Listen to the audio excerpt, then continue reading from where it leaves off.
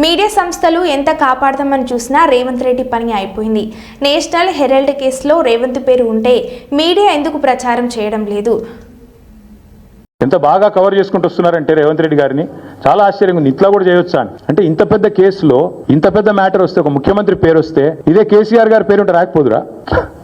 ఇదే కేసీఆర్ గారి పేరుంటే కోతికి కొబ్బరి చిప్పు దొరికినట్టు కొంతమంది సంబరాలు చేసుకుంటూ పేపర్ల నిండా తాటికాయంత అక్షరాలతో రాసేటోళ్ళు ఇలా రేవంత్ రెడ్డి గారికి కవరింగ్ ఇచ్చేందుకు చాలా కష్టపడి కాపాడుతున్నారు. వారందరికీ నేను చేసే విజ్ఞప్తి ఒకటే, మీరు ఎన్ని చేసినా, ఎంత గింజుకున్నా, ఈ మీడియా సంస్థలు ఎంత తాపత్రయపడ్డా, ఆయన మీకు ఎంత అడ్వర్టైజ్మెంట్లు ఇచ్చినా, ఎన్ని రకాలుగా మిమ్మల్ని ఫోన్ చేసి బెదిరించినా ప్రజలకు విషయం అర్థమైపోయింది.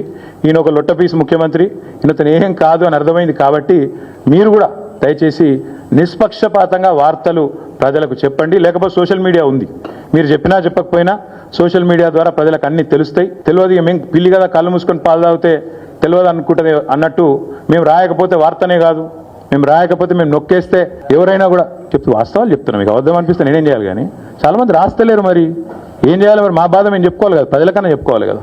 కాబట్టి మీరు అట్లా అనుకొని మీ భ్రమల్లో ఉన్నంత మాత్రాన మీరు చేయగలిగేది ఏం లేదని కూడా చెప్తూ సహకరించే మిత్రులకు థ్యాంక్ యూ.